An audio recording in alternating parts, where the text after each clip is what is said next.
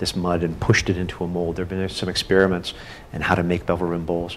And we find these in the thousands, thousands and thousands and thousands of bevel rim bowls at these sites. So it's a very clear indicator of Uruk influence and Uruk culture. They're standardized. They seem to be standardized in terms of their size. So, you know, so the question of what they were used for is pretty interesting. There are a number of theories. That maybe they were votive offering bowls, possibly bread molds. Maybe they would have been used to hold yogurt. Or maybe they're linked to a certain practice that spread alongside Uruk culture. Just like, you know, after 7/11 in southern Spain, you have the introduction of like the Abbasids, and they bring knives and forks to Europe. So we actually get our knives and forks from the Moorish invasions. In the same sense, maybe this is linked to a specific type of practice that's introduced in these regions at the Uruk period. It's very unclear, but one of the probably more convincing explanations of this is that, given the fact that these are standardized, that they would have been used to measure out grain. And that's one thing that we know Uruk has a tremendous amount of. And that what we're looking at is really the first form of standardized payment, a form of money that was actually paid in emmer wheat or barley. And indeed, in later times, we do read that Uruk is trading with its rich agricultural surplus. So this could be part of the system. And then after being measured out, these would be ditched. We find them actually intact in refuse pits. So this is kind of your first styrofoam cup in history.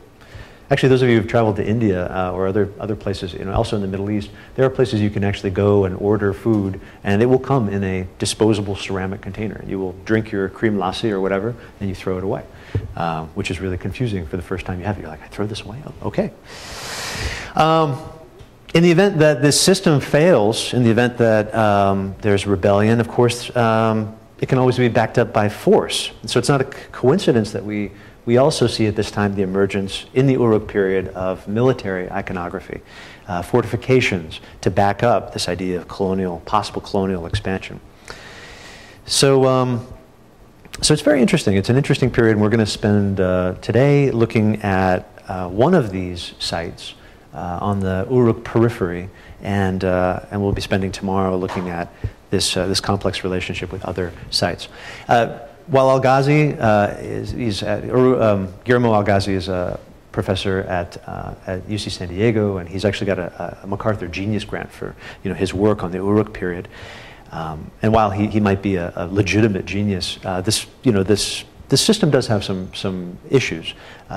His hierarchy of sites and the idea that all of these sites are going to conform to a specific relationship, they really have to be taken one at a time and on their own merits. So we're going to go through them one by one. And we're going to start with Susa. I just wanted to show you this tablet, which we looked at last time, right? You guys remember this sign, the ku sign for eat? And you can see this bowl is actually in many ways very similar to the bevel rim bowl. So Susa, Susa is an interesting site for a number of reasons. It has a very complex relationship with Sumer, given its very close proximity to Uruk. In many ways, Susa develops side by side with Uruk, and the two are mutually independent on one another. They develop in parallel, and as a result, they have this sort of love-hate relationship. They fight like siblings all the way from this period until the coming of Alexander in 332 BC. Susa shows the evidence of a developed culture at the very beginning. They have an Ubaid occupation there, and the site grows to about 15 hectares by the Susa I period.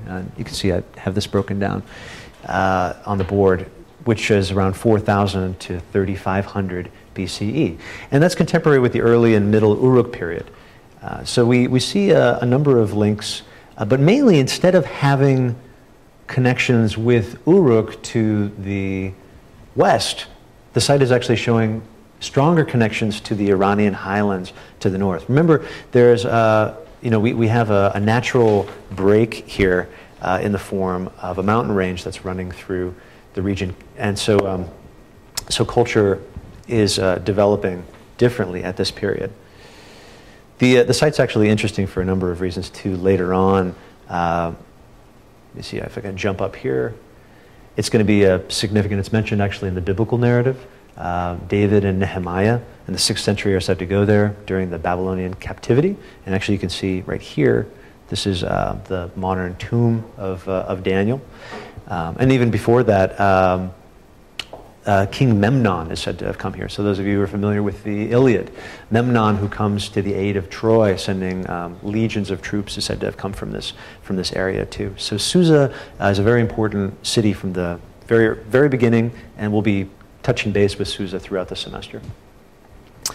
So that's Susa one period. Again, Susa was excavated by Delacroix, and he found a mud brick platform about 80 by 65 meters in size. And this platform is interesting because it is a raised platform. If you think back to our ziggurat in Uruk in the Anu complex, this one's about 10 meters high. And the temple on top of it would have, again, been seen from the surrounding periphery very, very easily. We can see the architecture is very, very fragmentary and very, very different, not quite tripartite. Something else, something strange is going on here, and this reconstruction. And I should mention, when we see these reconstructions too, the area in black is the extant, this is probably obvious, but is the extant architecture, and everything else is sort of conjecture. So you can see how much conjecture has gone into this reconstruction. Not very much remains. But we do know that it was monumental in nature, but we can't really figure out its exact location. We do know, or rather its exact plan. We do know that there's a cemetery at the very base of it, so it may have been a religious structure or a ritual structure, people wanting to be buried in close proximity to it. And the burials that are found there are also very unique. They include this very fine Susa I pottery. These are beakers with very, very thin walls, absolutely, absolutely stunning, with brown paint on white slip. And the designs are geometric, but at the same time they also bring in animals.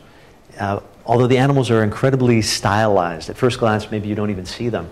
On this vase, actually, there are three different types of animals. Can you pick them out?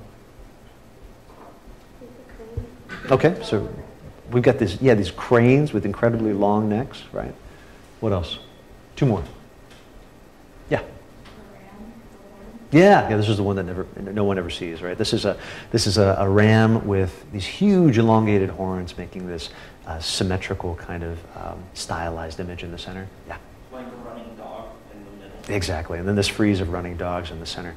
So, so this is something very, I mean, again, very, very unique, very particular to Susa. This fine Susa pottery, and these are found actually by the thousand.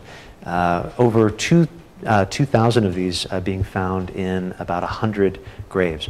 In fact, with these burials, there's evidence that in some cases bones were put into ceramic containers.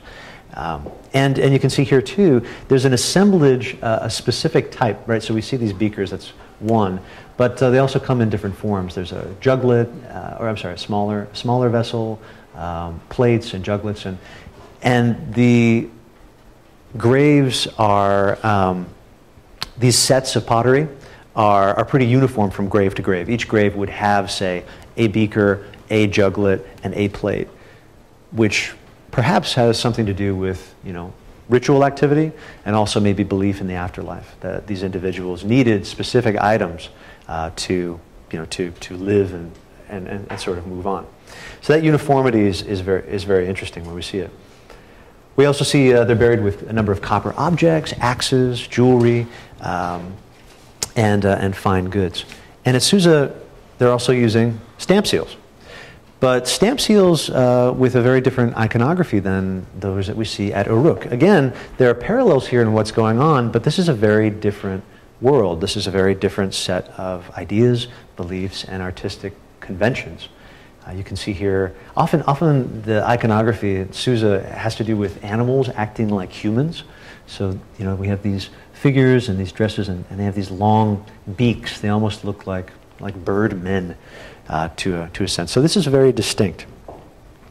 Now this changes in the Susa II period, 3500 to 3100. Again, this is contemporary with the Uruk expansion. So what we've seen is before Uruk, now Uruk hits, and the arrival of Uruk influence. With it, we see clay boule being used and systems of writing exploding. These tablets, again, we saw similar ones at Uruk. These ones are using the token system, in which tokens are either kept in this clay ball or boule or impressed into the surface of clay for the purpose of recording. I wanted to go back here, and we see some of the iconography of Uruk showing up here too. Again, very strange things, these intertwined snakes. I want you to remember these guys because we're gonna see them elsewhere. But rosettes similar to Inanna. And actually, there's a later Sumerian story that details this period. It's called Enmerkar and the Lord of Aratta. I'll put up a link to it if I can find it. But it's an early Sumerian myth that talks about the king of a place called Aratta, which is probably in the vicinity of Susa, and then this king Enmerkar, who is the king of Uruk. And both kings are kings of great cities, and both kings devote themselves to Inanna. And in the story, Enmerkar builds a temple to Inanna, and Inanna, being a capricious Mesopotamian goddess, decides that she likes the temple, and she's going to sort of side with Enmerkar. Enmerkar goes to her and says, you know, I'm going to bring, you know, this entire world under my control, and do I have your permission to go out to Aratta, this region around Susa, and attack them? And she essentially says yes. So Enmerkar sends these emissaries out, these diplomats, saying, listen, you know, you are now belong to us. You're our vassal. You're going to be sending us all this great stuff, which is what we see happening in the Uruk period, right? Archaeologically, this is what's taking place, and this myth is saying exactly that. And actually, it's interesting because this king of Aratta says, well, I don't believe you. You know, I follow Inanna too, and she wouldn't abandon me. If you're telling the truth, then send me a whole bunch of wheat, and then we'll talk about it. So right there in this story, we see this asymmetrical exchange taking place in mythology. And we also see it archaeologically. The exchange for things like agricultural surplus for gems and stones like that. And the story is an interesting one. It finally sort of ends with this king of Aratta accepting his position as being under the thumb of the king of Uruk. And so at the site itself, we're seeing these images, right, which are linked to Inanna, but also some other interesting things too. These linked snakes or serpopods, which we'll see elsewhere at some other sites on Friday. So keep those in mind. Similarities, again, right, the end figure. Here's a line of iconography at Uruk and at Susa. Parallels across the board, right, the end figure fulfilling his multiple roles. And in the